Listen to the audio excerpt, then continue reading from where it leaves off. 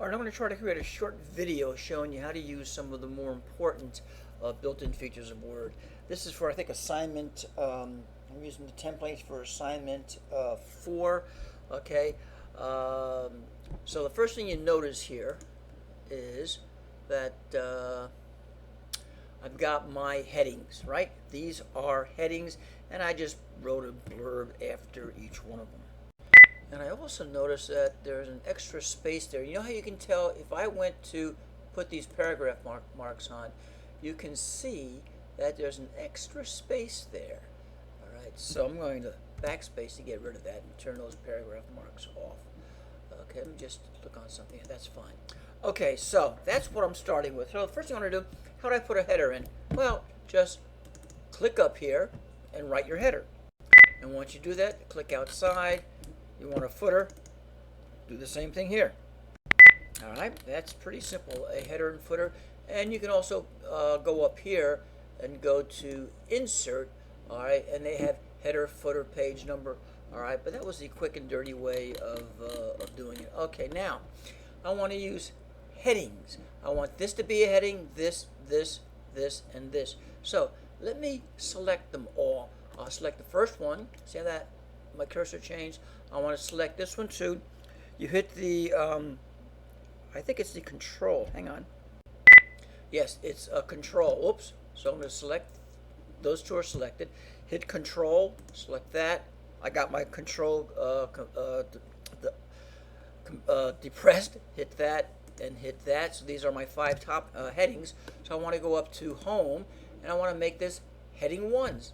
I just select heading 1s and bingo. Now I can change, if I right mouse click up here, I can modify how I want heading 1 to look. Alright, but I'm just going to leave it at that. Now normally the first line of every paragraph needs to be indented. So Microsoft has that built in, so if I put my cursor there and just do a tab, that's how the first line should look. Alright, so that's what we have so far. Now let's say for ha-has, I had this segmented into 2 different ways audiences are targeted. So this is my heading 1, and I would like this to be a heading 2, and this to be a heading 2. So I would select that, hit control, select that, and I want them both as heading 2s. Again, you can right mouse click to modify how you want those headings to look, but that's how I would do. And I want to show you why it's so important to use headings. Okay? So I just wanted to show you that. See how the little hoodinky appears? That means that they're headings, okay? And nothing appears there. That's because that is normal. Okay. All right, let me show you why it's important to use these headings, okay? Because let's say you need a table of contents in your work, and anything you submit to me, you do. So how do you do a table of contents? Well, I'm going to go up over here, go to References. I got my cursor right there. Table of contents. I want this form. Bingo. There's my table of contents. And these are the page numbers. Now, if any page number changed, okay. Now, oh, I don't have page numbers in here. So let me put page numbers in. Well, actually, I didn't have to do that. I didn't put page numbers in, but I just updated this, and it did the page number automatically. Now, let's say I go to 3 pages here. So let me just do a 3rd page. Let me just make a 3rd page. All right, so I have a new heading 1. Let me make that heading 1 selected. I'll make that a heading 1. And I want to put that on a new page, so I want to insert a page break. So that's on page 3. Well, let me insert page numbers. And the way you can do that, go to top here, and let me click up over here. Okay, I'm in my header. I went to insert page number, and I want to pay top of page all the way to the right. Bingo, there it is there. Oh, it took that off, so I'm going to have to put my name back in there also. Okay, what I did, I just did an undo, put my name back in there. Then I was over here and I did a tab. All right, so that's where the cursor is. So I went back to header, footer, page number, and now I say current position, and I just want a plain number, current position, so it puts it there. without losing that. Okay, so now let me click over here, page 1, page 2, and page 3. Okay, and when you're creating a document, when you add things or delete things, now my table of contents is not correct. But since I'm using built-in features of Word, I just have to click here, update table, update entire table, bingo. It adds my new heading, it adds the correct page, okay? And then of course, if you want to put this on its own page, so I would go over here and say insert page break. Now that's on its own page, table of contents on its own page, and again, I'm going to need to update, okay? Oh, actually, I didn't need to update. Well, I did. Now this is on page 2. Okay, so that's why you want to use the built-in features of Word, especially the headings. All right, let's take a look at references. How do we use references in Word? So let's go over here to references, okay? And I've got a website here, okay?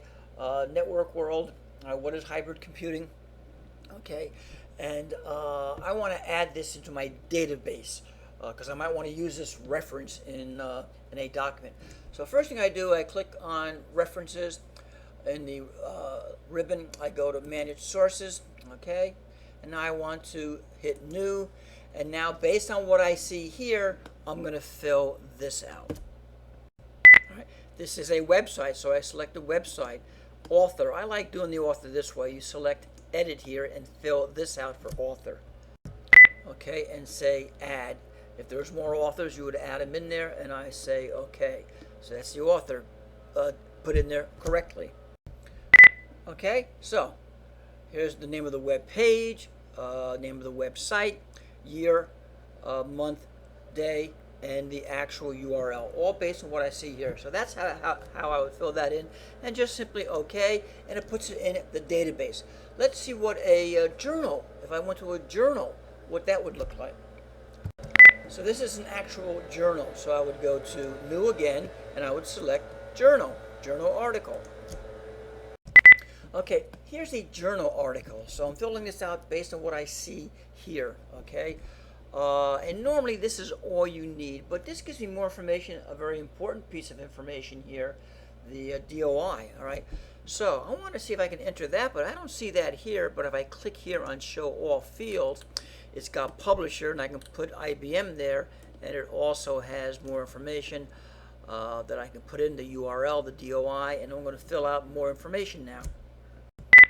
Okay, so now I entered all this information, okay, based on what I see here, okay? And now I'm going to say okay, and that puts it in my database. Now, how about a book?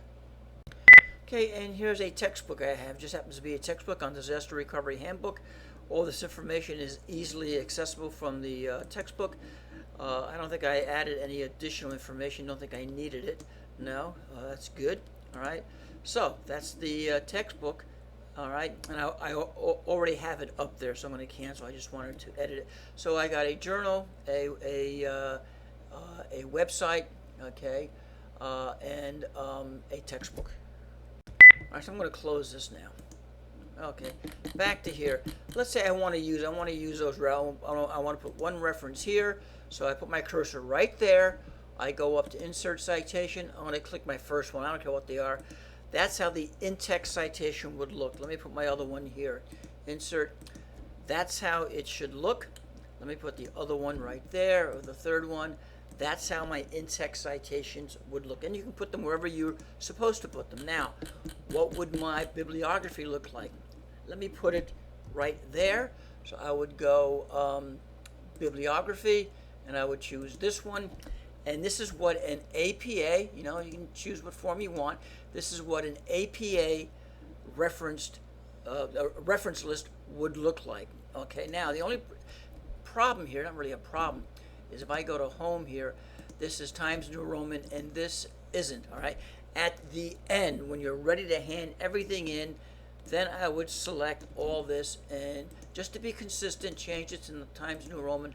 I think we're using 12, okay?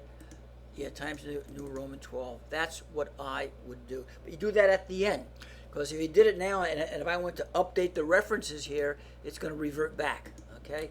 So that's how you use headings, which is in your styles. Let me go back over here, right, which is in your styles group, headers, and references. Okay, that should suffice.